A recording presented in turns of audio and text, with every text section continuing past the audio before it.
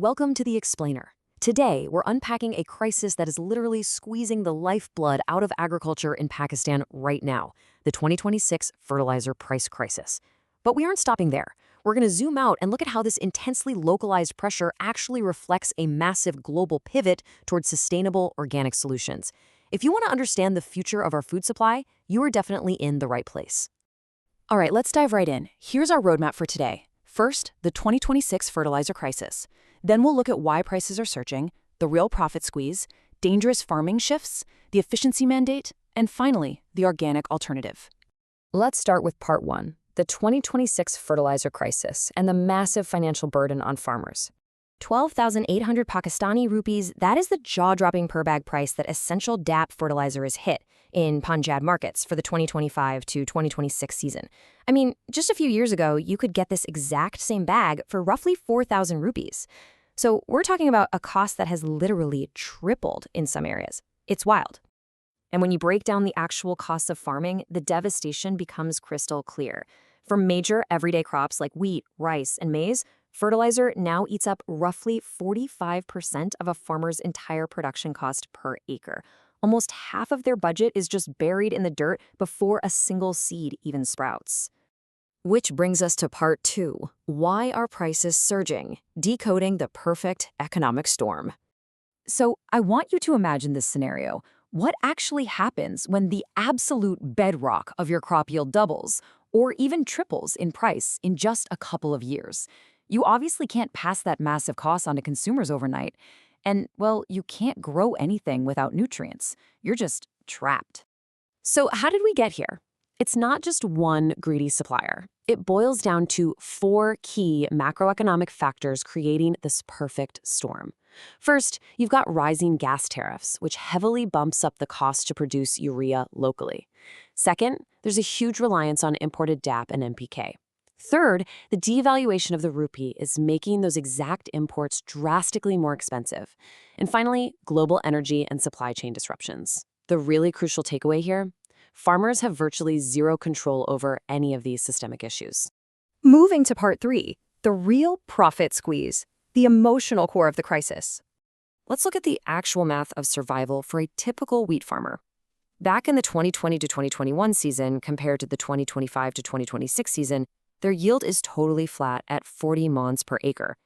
Now, market prices for the crops did go up, which boosted their gross income from 140,000 to 152,000 rupees, which sounds okay, right? Until you factor in the fertilizer. That cost skyrockets from 12,000 all the way up to 28,000 rupees. Because of that massive spike, their actual take-home net profit completely plummets from 80,000 down to 67,000. They're working just as hard, producing the exact same amount of food, but taking home significantly less money for their families. And that leads right into part four, dangerous farming behavior shifts. Desperate times, destructive measures. When profit margins shrink this violently, behavior completely changes. What we're seeing in the fields right now is a really dangerous shift. Farmers are, understandably, looking at their shrinking wallets and deciding to heavily overuse locally produced urea because, well, it's cheaper. But at the same time, they're severely underusing the expensive imported DAP. So they're basically trying to balance their budgets by completely unbalancing the chemistry of their soil. And this creates a disastrous chain reaction. The crops become super rich in nitrogen, but literally starved for phosphorus. Visually, you get this lush, super green growth at first. It looks great. But below the surface, the roots are incredibly weak, and grain formation is just really poor. The ultimate tragedy here is that by cutting these corners, farmers are still spending a ton of money, but they're triggering a vicious cycle that just results in a much smaller, lower quality harvest. So what's the solution? Part 5, the efficiency mandate, specifically fertilizer use efficiency. This brings us to the pivotal core of our explainer.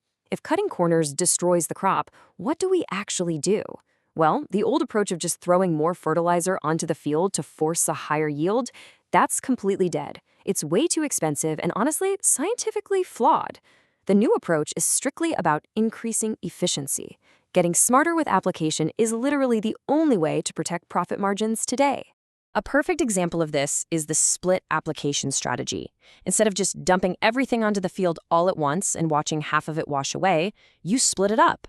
You apply the DAP exactly at the sowing stage to build really strong roots. Then, give the first urea dose at the very first irrigation and the second dose during grain formation.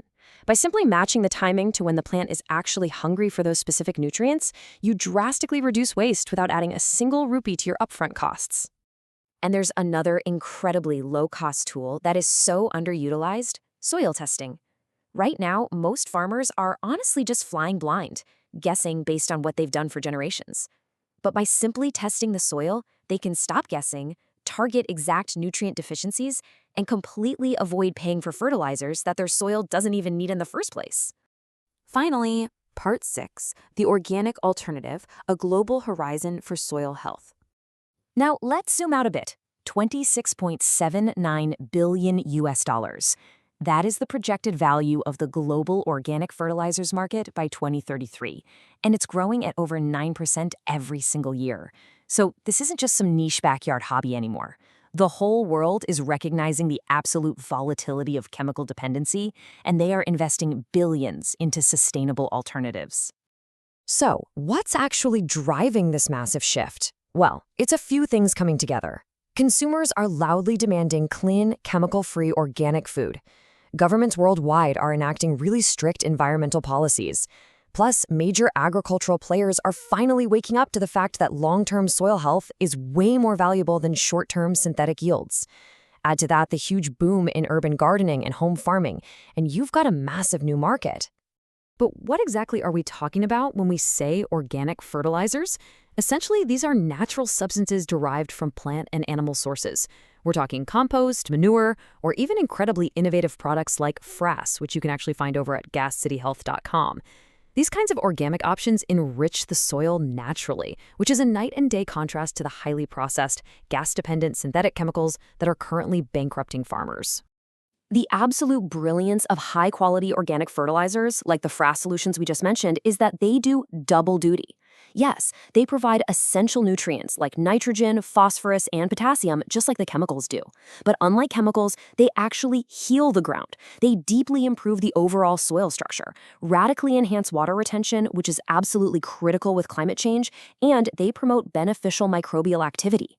You aren't just feeding the plant a quick sugar rush for one season. You are literally rebuilding the foundation of the farm. It's a superior and ultimately much more cost-effective solution for long-term farmer profitability. This all brings us to a massive paradigm shift. On one side, you have the harsh reality of chemical dependency, sky-high, uncontrollable costs that are tied to volatile imports, leading straight to soil degradation. But on the other side, organic sustainability. It's eco-friendly, it promotes biodiversity, and it creates a resilient, self-sustaining food system that is completely immune to global gas tariffs and currency devaluations. It's a real game changer. So, I want to leave you with this to ponder. As chemical costs continue to soar and really disrupt livelihoods worldwide, will organic solutions transition from just being an alternative to becoming the actual foundation of our global food supply? It's a critical shift, and we'll definitely be watching it closely. Thanks so much for joining me for this explainer. Stay curious, and I'll see you next time.